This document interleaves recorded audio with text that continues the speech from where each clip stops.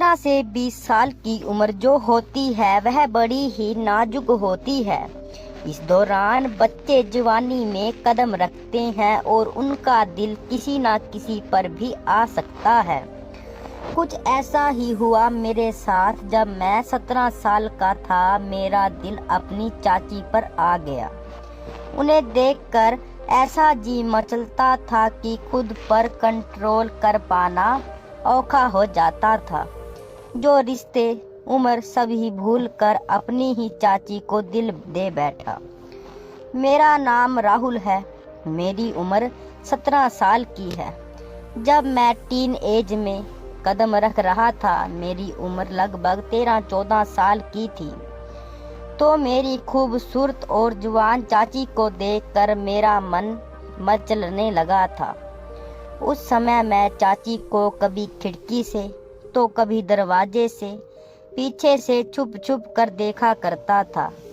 जब चाची बाथरूम से नहाकर निकलती या कपड़े बदलती तो मैं उन्हें छुपके से नजर गड़ाए देखता।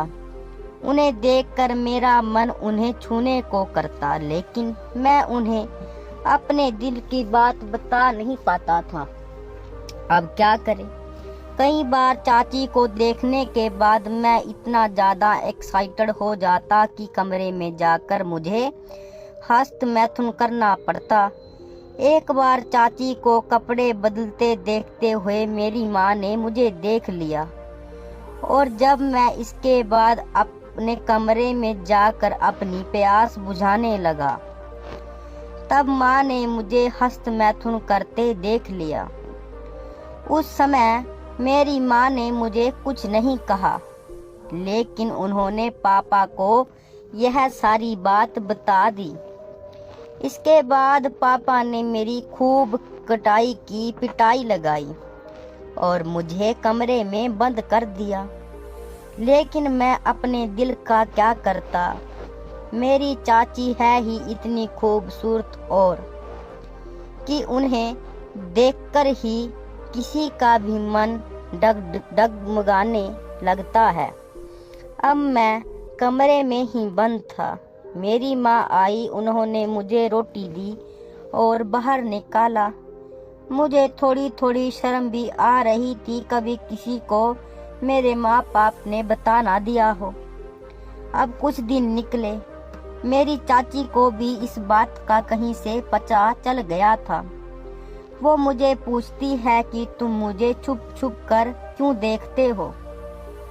चाची का पूछने का तरीका कुछ अलग था, कि जैसे वो चाहते हो कि मैं देखूं, क्योंकि ना तो वो गुस्सा हो रहे थे, वो जानबूझकर कि स्वाद लेने के चक्कर में पूछ रहे थे, क्योंकि चाचा तो बस ऐसे ही थे। चाची बहुत खूबसूरत थी, इसलिए मुझे लगने लगा था कि चाची भी चाहती है कि मैं उससे देखूं। अब कुछ महीने निकले। चाचा की बदली दूसरे शहर में हो गई। चाचा चाची दूसरे शहर में रहने लगे। मेरा भी उनके बिना मन नहीं लगता था। फिर मैंने चाची को फ़ोन करना शुरू कर दिया, या फिर मैसेज से मेरी उनके साथ बात होने लगी। वो भी मेरे साथ बात करने लगे। हम दोनों हर रोज बात करते थे। अब मेरे 12वीं के पेपर आ गए और वो पेपर उसी के शहर में थे जहाँ पर मेरे चाचा चाची रहते हैं। मैं खुश हो गया कि चाची के पास जाऊंगा। अब मैं पेपर देने उनके पास चला गया, क्योंकि काफ़ी टाइम हो गया था उस वारदात को। अब तो सब समझने लगे थे कि मैं ठीक हूँ। अब मैं उनके घर गया और चाची को काफ़ी दिनों बाद देखा। मैं हैंग हो गया। अब मैं उनके घर गया अंदर और रोटी खाई।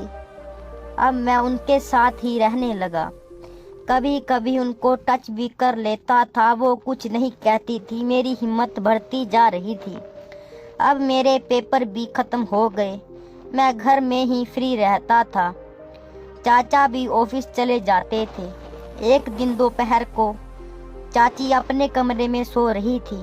अचानक मुझे उनके पास जाने का मन करने लगा। मुझसे कंट्रोल नहीं हो पा रहा था। मुझे लगता था कि चाची कुछ नहीं कहेगी, पर फिर भी मन में डर था, अगर उसने घर पर बता दिया तो। मैंने हौसला किया और चुपके से उनके पास जाकर पड़ गया। एक बार तो वो डर गए, फिर मुझे देखकर कहने लगे, अच्छा तुम हो।